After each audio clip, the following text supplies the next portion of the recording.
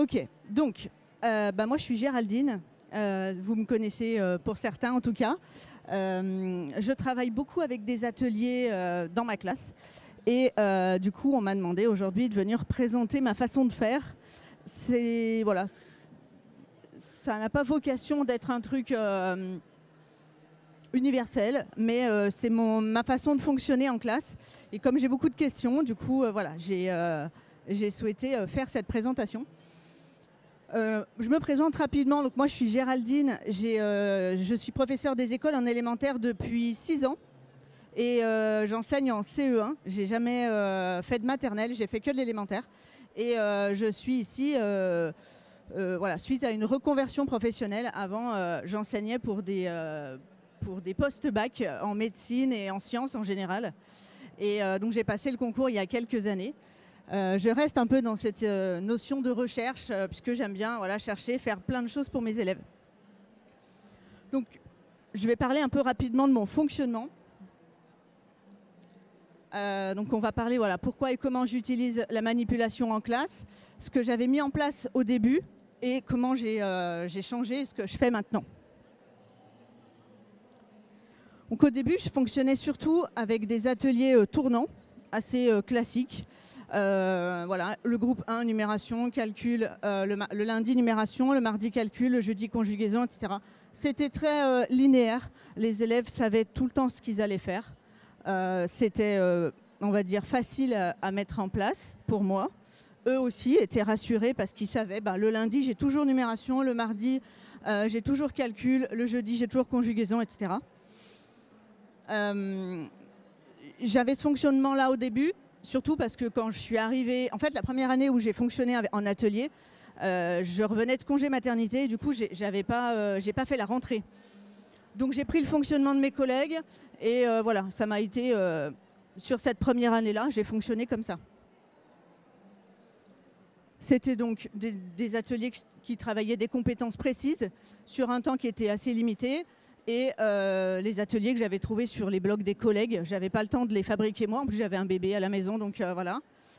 Et mon rôle, il était double à ce moment-là. Soit je dirigeais un atelier et les autres étaient en autonomie, soit ils étaient tous en autonomie et moi, je tournais sur ces ateliers-là. Ça a un avantage, enfin, ça a plusieurs avantages. C'est assez carré et prévisible. C'est rassurant pour les élèves. Il y a pas de, voilà, ils savent que chaque jour, ils ont un atelier différent. C'est facile à prévoir aussi. Pour fabriquer des ateliers, pour moi, je savais que tel jour, il fallait que ce soit prêt. J'y ai trouvé quand même quelques points faibles, notamment le peu d'implication des élèves dans le choix de leurs ateliers. Ils n'étaient pas forcément motivés. Quand il y en a un qui disait j'ai fait calcul aujourd'hui, tu verras, toi, quand tu vas le faire jeudi, j'ai pas trop aimé. Ils arrivaient le jeudi, ils n'avaient pas trop envie de le faire, parce que le copain avait dit bon. Et ils n'étaient pas très autonomes du coup, puisque c'est moi qui leur disais aujourd'hui tu fais ça. Du coup j'ai changé. Je me suis appuyée sur ces points faibles et j'ai changé de fonctionnement. Aujourd'hui, du coup, je fonctionne comme ça. J'ai scindé ma classe en 2 groupes. Je prends un groupe hétérogène au niveau du niveau. Un groupe hétérogène en situation d'apprentissage avec moi. Donc on fait des situations découvertes, on fait des retours sur les leçons, on fait des entraînements sur fiches, on fait des bilans de séquences, on fait des leçons aussi parfois. Et l'autre demi-groupe, lui, est en atelier. Et du coup, ce qui change, c'est que le temps d'atelier va dépendre de ma situation d'apprentissage. Ils n'auront pas tout le temps l'atelier d'une même durée. Ils fonctionnent en ceinture, avec des compétences bien définies sur une fiche de suivi. Les compétences sont précises et c'est surtout eux qui demandent l'évaluation quand ils se sentent prêts. Donc on a fait la notion, ils se sont entraînés sur une notion. Quand ils sentent qu'ils sont prêts, ils me disent « je peux faire l'évaluation sur cette notion ». Et c'est ça qui a tout changé finalement. Parce que plutôt que de dire tel jour on fait l'évaluation sur ça, où il y en a qui ne sont pas prêts finalement pour ce jour-là, voilà, chacun va avancer à son rythme grâce à ça. Je vous ai mis un exemple de fiche de suivi. Donc ça, c'est la fiche de suivi qu'ils ont. Donc, par exemple, en numération pour la ceinture jaune, ils ont donc la compétence lire et écrire les nombres jusqu'à 99. Il y a pour ça 9 ateliers. Et ces 9 ateliers, ils peuvent les faire une fois, 2 fois ou 3 fois, en fonction. Ils ont donc le nom de l'atelier, la consigne, la photo de l'atelier et le matériel nécessaire. Est-ce qu'il faut qu'ils aillent prendre des pinces à linge? Est-ce qu'il faut des woodies? Est-ce qu'il faut... Voilà. Là, ils savent ce qu'ils doivent prendre en fonction de ce qu'ils ont à faire. Quand ils ont fini cette fiche, soit ils se disent « c'est bon, je sens que je suis prêt, je fais l'évaluation ». Soit ils me disent « je sens que je suis pas... Non, je sens que j'ai trop peur pour l'évaluation, je pourrais la faire un autre jour ». Ben, tu la fais un autre jour, tu t'entraînes encore un peu. Entraîne-toi sur les dominos, par exemple, et ensuite tu reviendras faire l'évaluation. J'utilise aussi beaucoup de jeux de société. Ça permet de travailler, alors parfois en classe entière, c'est assez rare quand même, plus en demi-groupe ou en APC. Ça permet de travailler des compétences plus globales. Le temps est variable et les jeux travaillent différentes compétences en fait. Et dans ce cas-là, soit je supervise, soit je joue avec eux. Ils adorent quand on fait ça parce que du coup, ça les fait s'impliquer avec moi. Donc voilà, pour conclure, je voulais vous dire que c'est un fonctionnement qui me convient bien, on va dire pour l'instant. Ça a eu une grosse limite, on va dire pour moi, c'est l'écriture. En manipulant, c'est bien, ils acquièrent des compétences, comment je vais dire, ils acquièrent les notions, hein, ils savent faire, ils savent conjuguer, mais je trouve qu'ils écrivent pas beaucoup. Et je pense que pour l'année prochaine, il va falloir que je focus plus là-dessus, pour qu'ils écrivent plus en fait.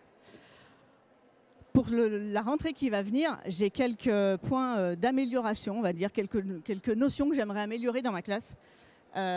Justement, je voudrais augmenter la pratique de l'écriture. Je voudrais essayer de trouver une solution pour optimiser le temps parce qu'on n'a pas foncièrement le temps de tout faire et de tout caser. Donc voilà, ils copieront certainement les leçons de questionner le monde, ce que je ne faisais pas forcément avant.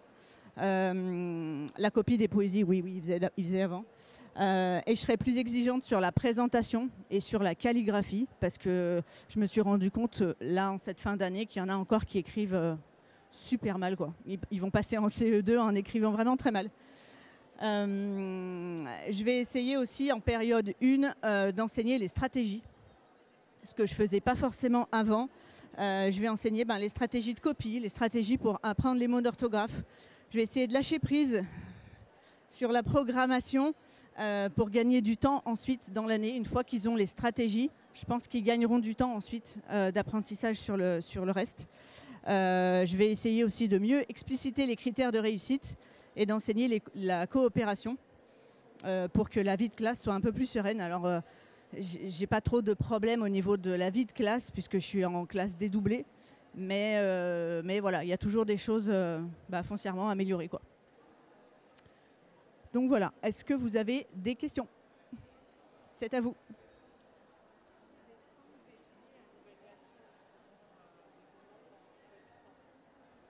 Alors, est-ce que j'ai des temps dédiés aux évaluations? En maths et en français, non.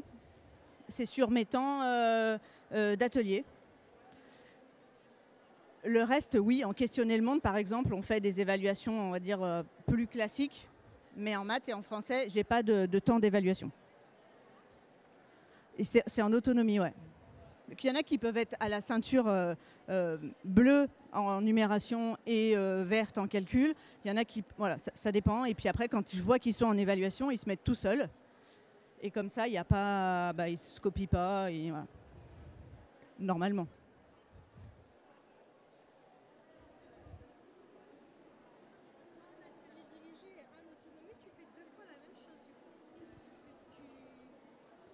Oui. Alors, quand j'ai un demi-groupe en atelier et un demi-groupe en apprentissage avec moi, oui, je fais 2 fois la même chose. Non, ça ne me gêne pas de faire 2 fois la même chose parce que du coup, comme j'ai fait les groupes de manière stratégique, je sais ce que je peux faire avec un groupe et ce que je peux faire avec un autre groupe. C'est un moyen de différencier, en fait, quelque part. Alors, en plus, moi, ils sont 14 quand ils sont tous là. Donc, je fais 2 groupes de 7. 7 qui font les ateliers. on va dire, de maths ou de français, et 7 qui sont avec moi. Et dans les 7 qui sont avec moi, il y en a 4 qui roulent et 3 qui sont plus en difficulté. Et donc, c'est sur ces 3-là que je vais pouvoir plus me concentrer. Donc, j'en ai 3-4 en difficulté là, dans le premier groupe et 3-4 dans le deuxième groupe. Et du coup, je peux rester avec eux pour pouvoir plus les aider eux, parce que je sais que les autres, en fait, ça roule.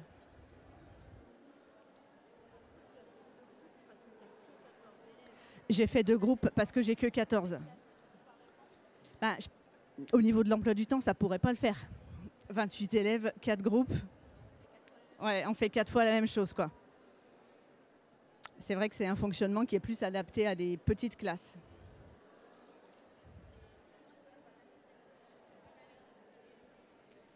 Alors, pour les CE1 qui ne sont pas lecteurs, ils ont des ateliers spécifiques.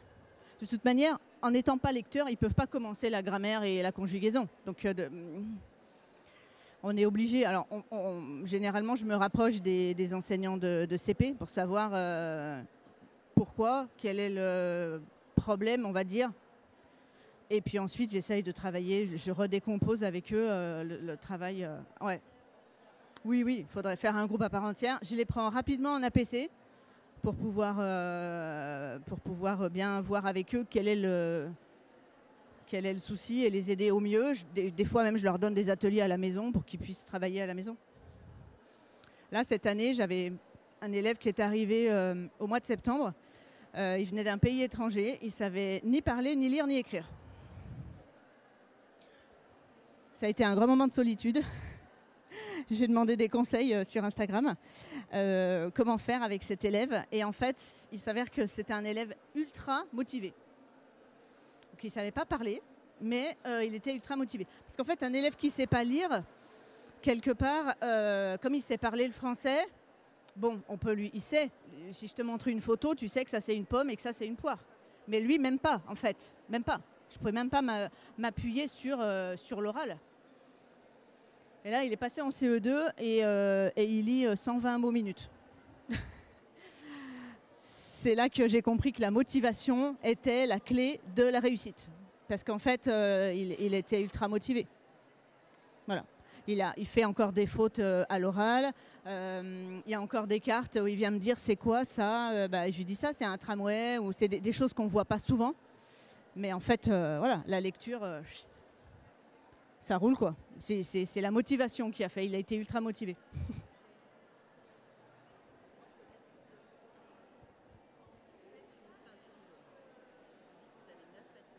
Ouais. Oui.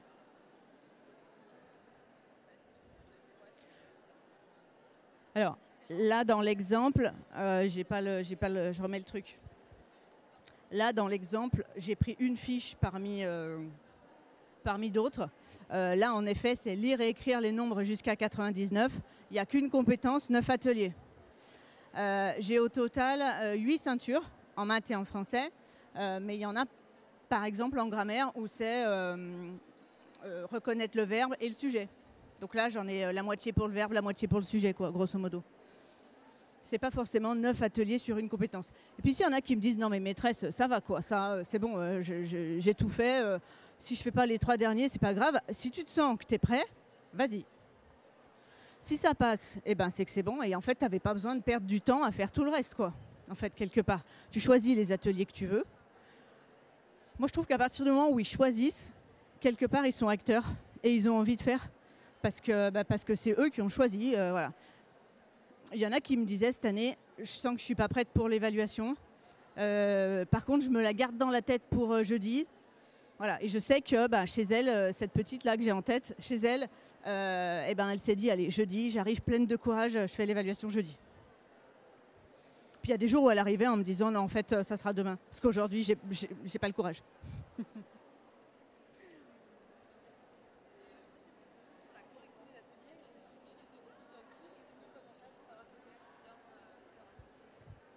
Alors, ils ne sont pas tous autocorrectifs.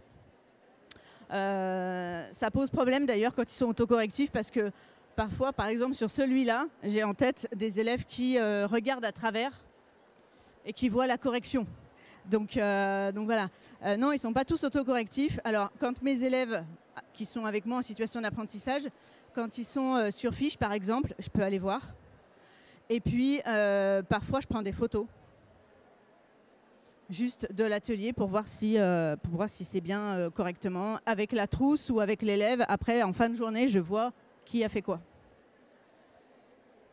Après, dans le fonctionnement, globalement, le matin, je suis en situation d'apprentissage en français et ils sont en atelier de maths. Et l'après-midi, on est en situation d'apprentissage en maths et ils sont en atelier de français.